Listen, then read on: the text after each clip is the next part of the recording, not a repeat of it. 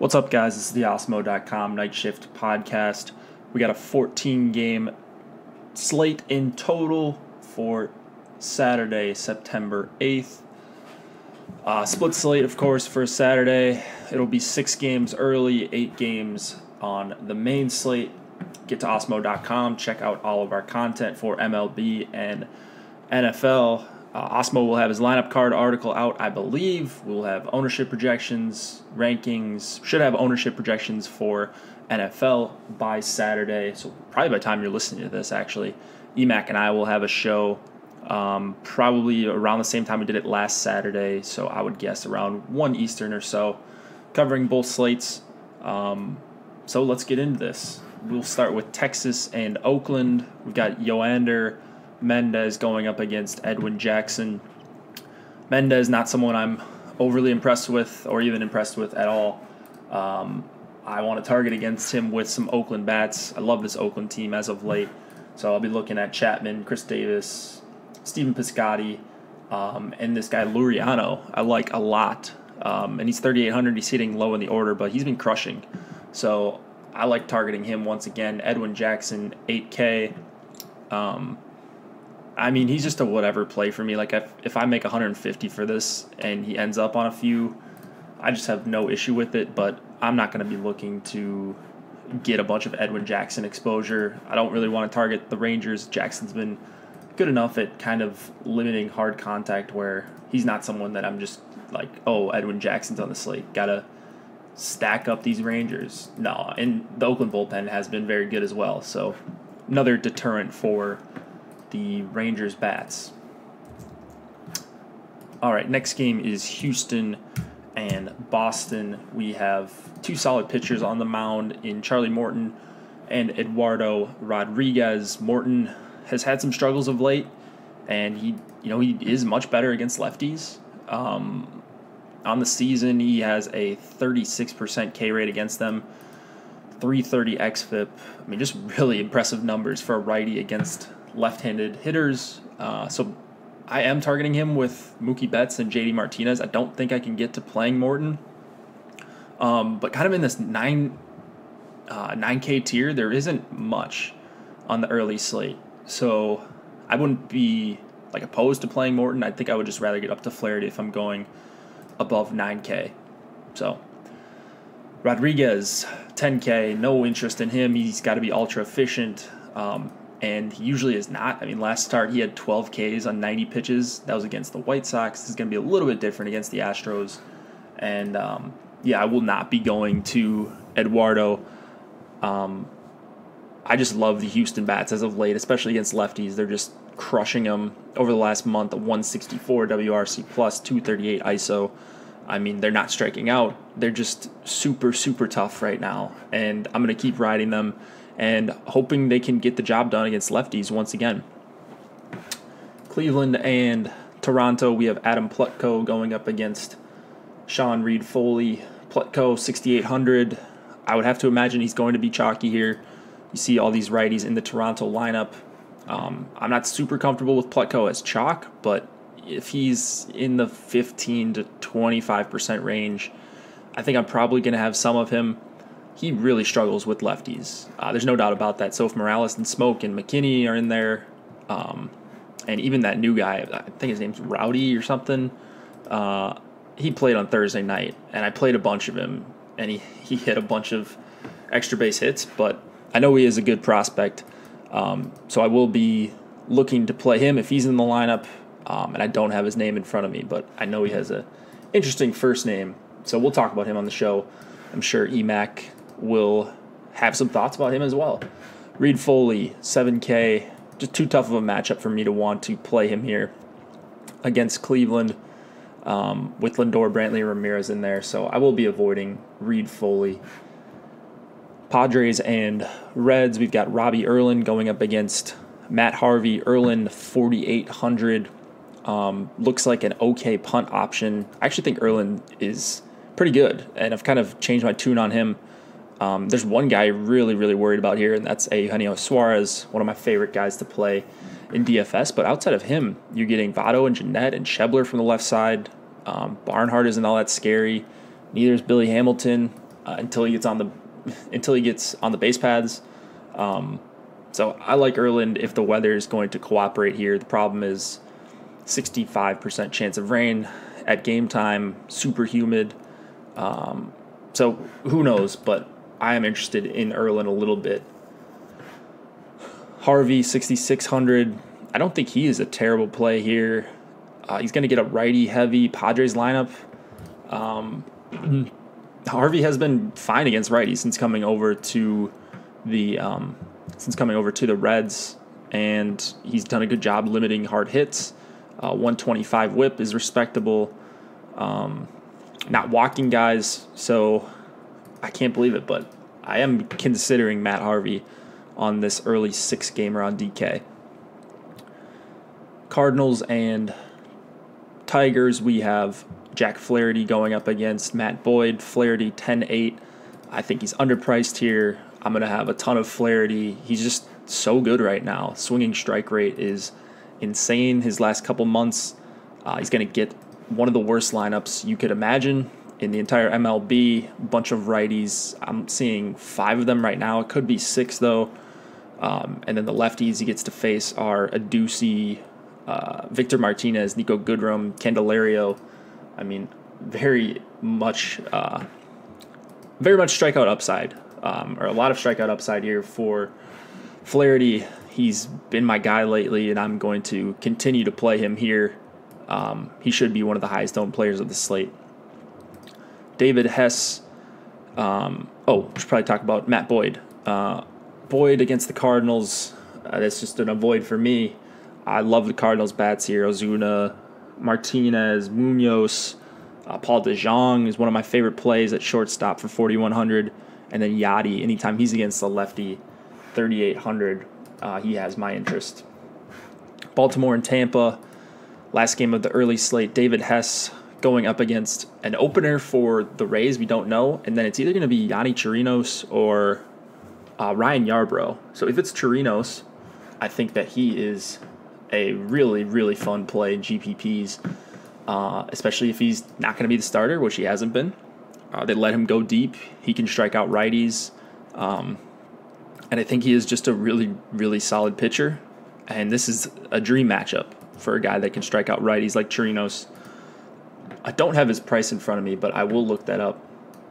Right now, I'm seeing Fangraphs has Yarbrough, so we should know by the time Emac and I get on the show. But this should be fun either way. I mean, Yarbrough, I don't think he's a bad pitcher at all, and I would have interest in him if we got word it is him, but a little bit less than the righty Chirinos. All right, main slate. Let's go to Cubs and Nationals. We have Cole Hamels going up against Max Scherzer. Bats are not going to be used here for me much. Hamels has looked spectacular since coming over to Chicago. Not someone I'm looking to target right now. And then Scherzer, we know what kind of upside he has. I'm much more likely to play Scherzer here. He's already mowed down the Cubs very recently, and actually Hamels has mowed down the Nationals really recently as well. I believe they started on a Sunday night baseball game a few weeks ago. But Hamels, I think, is a little bit too expensive for me. So I probably will be off of him. He's too closely priced to Syndergaard. That's my issue. Scherzer, not a perfect matchup in any way against the Cubs, but when he's on, he's just unhittable. So I have no problem with Scherzer and GPPs. Super good analysis there. No problem with one of the best pitchers in the MLB and GPPs. That's why you pay the big bucks to me to listen for free. So after that amazing analysis by myself, let's go to San Francisco and Milwaukee. We have Chris Stratton going up against Gio Gonzalez. Stratton 6,500, having a tough time with righties this season. He strikes them out at a decent clip, but you look at the hard hit rate for Stratton, and it is 45.3% hard contact to righties, near 26% line drive rate. You see the BABIP way up, but that's because he gets hit so hard. So I like the Brewers once again. It's not just going to be the righties. It's going to be Moustakas and Christian Yelich, one of my favorite players. He's 5,900, but honestly, I think he deserves it. I hope they close the roof here because the wind is blowing in, and it's only 68 degrees, it looks like, for this game. Gio Gonzalez, 6,700. He comes in as a pretty decent favorite, minus 170. But, man, he's just been so bad. Maybe a change of scenery will help going over to Milwaukee, making his first start. But also a new catcher, and he's just been awful against righties this whole season. So, I mean, I don't know. Like, if he's going to be chalk and we wake up tomorrow and he's going to be 30%, which I could see happening on this slate, and people want to fit in the Scherzers and the Syndergaards, but if he is that tomorrow morning on the Osmo.com projections, I will not be riding the Gio train. I mean, I like Evan, not Eva, but Evan Longoria for 4,200. Yeah, I think that he's a perfectly fine one-off if Gio is going to be chalky, as is Chase Darno for 3,500, second base and third base eligibility on DraftKings. All right, let's go to Phillies and Mets. We have Zach Eflin going up against Noah Syndergaard. Eflin for 7,100, Syndergaard 10,2. Let's start with Eflin. Kind of an avoid all around for me. A bunch of lefties in here for the Mets. And Nimmo up to 5,500. I'm not sure what DraftKings is doing with Nimmo as of late, but I don't think you can play him at that price. I like Jay Bruce here for 3,700. Jeff McNeil for 3,800. And Michael Conforto for 4,200 against Eflin. Syndergaard 10-2. Good chance to be one of the highest owned pitchers on the slate. I think he is my favorite in terms of him over Scherzer as far as point per dollar. I think that Syndergaard's got a great chance for 30+ here against a Phillies team. Yeah, they have a bunch of power, but they don't have a lot of speed, and that's what Syndergaard struggles with on the base paths. He's terrible at holding runners, and they're probably going to lead off Cesar Hernandez. But outside of him, looking at some of these Phillies, they just do not steal bags, and that's very advantageous to Syndergaard. You saw what he could do against another slow team in the Giants last time out. 11 strikeouts in 9 innings, complete game shutout for Noah Syndergaard. Not saying he's going to do that again here, but I think he's got a good chance to get double-digit strikeouts if he can keep guys off the base paths. Kansas City and Minnesota, we have Jorge Lopez going up against Jose Barrios. Jorge Lopez coming off a really solid start against the Orioles, but this is a little bit different. Bunch of lefties in here for the Twins. I think I'm going to be off of Lopez. I just don't see anything great about his stuff, and I think that people will see that last start and want to jam him in against against a pretty poor team in the Twins. But I'm looking to play Kepler and Rosario if he's in the lineup here for Minnesota. Barrios for 8K. I've kind of given up trying to predict what he's doing as far as velocity. He's just jumping all around his fastball, especially. It's going up and down and up and down. He's fully rested here. Like, I have to think he is healthy because the velocity went up a little bit, and it is Kansas City. So if he's healthy, he should have a pretty big start. Like, there are not many guys that he doesn't have the advantage against in this Kansas City lineup. In fact, I think he has the advantage against every single hitter in this lineup if we knew he's 100%. So if he is, at 8K is a ridiculously low price for him. I know the results have been bad lately, but I'm not all that worried. It's been against Oakland, in Texas. The Chicago start against the White Sox is a little bit concerning. But like Cleveland, Pittsburgh, these aren't super easy matchups he's had. So I don't know. I think I'm willing to take some shots on Barrios, provided his ownership isn't crazy high. Angels and White Sox, we have Matt Shoemaker going up against James Shields. Shoemaker is 6,900 on DK, and he's coming off a really efficient 5-inning outing. in Texas, which is a tough place to pitch.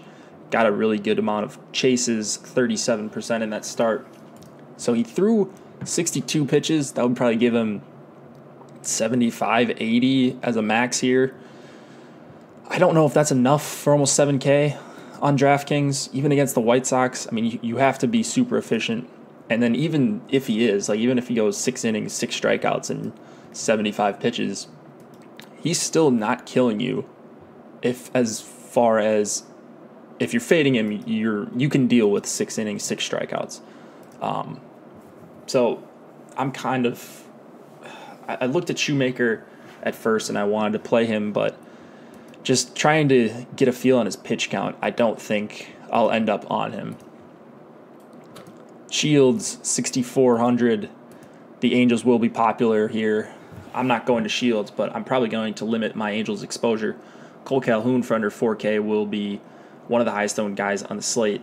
But the wind is blowing in Chicago, and I think my favorite play here, well, besides Trout, of course, is Jose Miguel Fernandez. I mean, the Angels are going to be super easy to fit in. You got Jose Miguel Fernandez for 2,900 batting 6th. You've got Eric Young batting 9th for 2,900. They're just too cheap.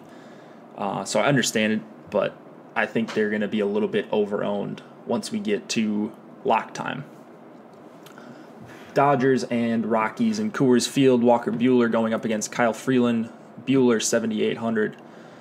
In Coors, he's had 2 starts here already this year. I don't know that he's necessary to go to, but if he is going to be completely unowned here, and everyone's on Barrios, he's going to be a guy that I pivot some exposure to just because he's had some decent success in Coors. I like attacking the Rockies with righties, and he's going to be virtually unowned. Against Buehler, really the only guy I like is Charlie Blackmon for 5K. Kyle Freeland, 7K. Not someone I love targeting against. I will have pieces of the Dodgers like Turner, Machado, maybe some Matt Kemp here, but and I wonder what the chalk lineup construction is going to be like. Will people prioritize bats with Scherzer and Syndergaard, or will they? Maybe I said that backwards. Will people prioritize pitching with Scherzer and Syndergaard, or prioritize the hitters like these Coors bats that are super expensive? Because you can't really have both. There's no 4K pitcher on this main slate that you can go to like we had on Friday. But I do like some of these Dodgers against Freeland. The problem is I'm not huge into stacking against Freeland. Just does a really good job getting ground balls at home, on the road. It doesn't really matter. It is worrisome that there are 9 righties in the projected lineup for the Dodgers. Braves and Diamondbacks, we have Julio Teherán against Clay Buchholz, and this one is like the least interesting game for me. It's an 8-run total. Got 2 pitchers on the mound that, I kind of respect both of them, especially Buchholz as of late, and he's at home. The Braves have an under 4 total. Not the highest upside option at all, but I'm looking at these Braves bats, and I don't really want to play many of them besides Freddie Freeman, of course, for 4,700. So I'm wondering if EMAC is going to be on either of these teams, because right now I don't see much of a reason to go to targeting Teherán or Buchholz. And then, man, I don't really want to play either of these guys either. I think Teheran's got some upside against the Diamondbacks. Arizona striking out 25% against righties over the last month. So maybe there's a little bit more upside than I anticipated with Teherán.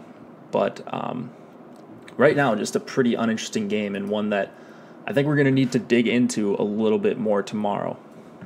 Yankees and Mariners, last game of the night. Lance Lynn going up against Félix Hernández. Lynn is 7,400, and I'm hoping Lynn is chalk here because I really have no interest at all. I know it's a nice price tag. I know he pitches with a good bullpen behind him, and he's had at least 5 strikeouts in each of his last 7 starts. But just too many scary bats here. for the Mariners. You've got Cano, Span, and Seager from the left side. D. Gordon's not going to strike out. And then you look at these righties. You've got Nelson Cruz, Mitch Haniger, Ryan Healy all hit righties perfectly fine.